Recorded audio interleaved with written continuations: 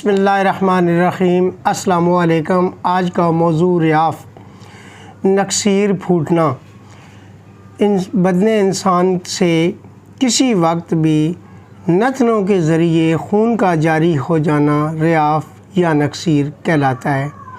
یہ خون کے دباؤ کے انتہا پہ پہنچ جانے کے بعد پھٹ جاتا ہے، جس سے جریان خون شروع ہو جاتا ہے اور خون کا دباؤ کم ہونا شروع ہو جاتا ہے۔ یہ قدرتی فساد ہے، یعنی قدرتی طور پہ رب کائنات نے حجامے کا ایک نظام رکھا ہوا ہے جسے ریاف کے نام پہ پکارتے ہیں۔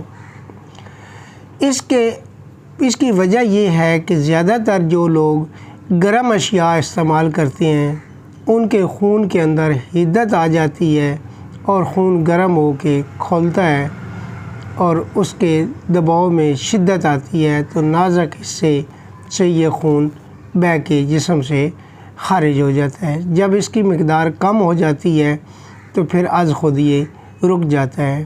کبھی کبھی اس کے اندر شدت دیکھی گئی ہے کہ 1 کلو تک بھی خون ضائع ہو جاتا ہے، یا ایک مریض کا اس سے بھی زیادہ خون ضائع ہوا۔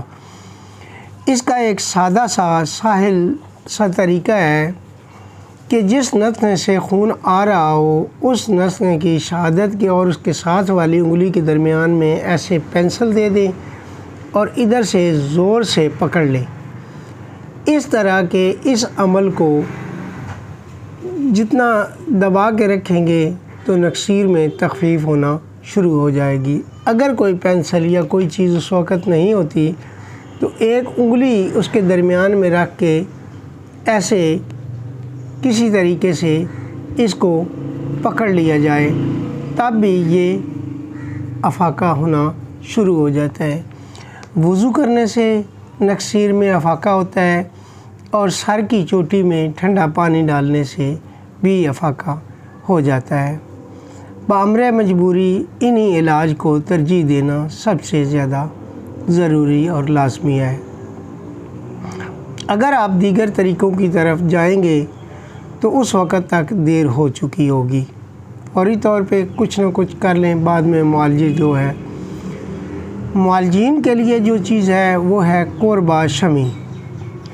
اکسیر قوربہ، اس کا فارمولہ کتابوں میں موجود ہے، آپ سب معالجین کو یاد ہے، اگر نہیں ہے تو کم از کم قوربہ شمی 1 چمچ بھر، مریض کی نوعیت دیکھ کے، اگر شدید ریاف کا معاملہ ہے تو 1 چمچ بھر، آدھی چمچ، چوتھائی چمچ، یا جو اس کی مقدار ہے اس مقدار کے مطابق قوربہ دینے سے ریاف رک جاتی ہے۔ اس کے بعد اس کا ایک نسخہ جو روزانہ کے اعتبار پہ دیا جاتا ہے وہ سن لیں، بہت مفید ہے۔ ریحان، خرفہ، کشنیز، مصری، سندل، الائچی، بہی دانہ اور اس کے اندر قوربہ یا چاندی کے ورق ملا کے، اب اس کی مقدار نوٹ کر لیں۔ یہ ایک چھٹانک تمام چیزوں کے اندر 1 دستری چاندی کے ورق ڈالنے ہیں اور اسے باریک کر کے رکھ لینا ہے۔ 1 چمچ صبح، 1 چمچ دوپہر، 1 چمچ شام، 1 چمچ رات سوتے وقت، دن میں 4 مرتبہ عرق کاشنی، عرق گلاب، عرق نیلوفر، عرق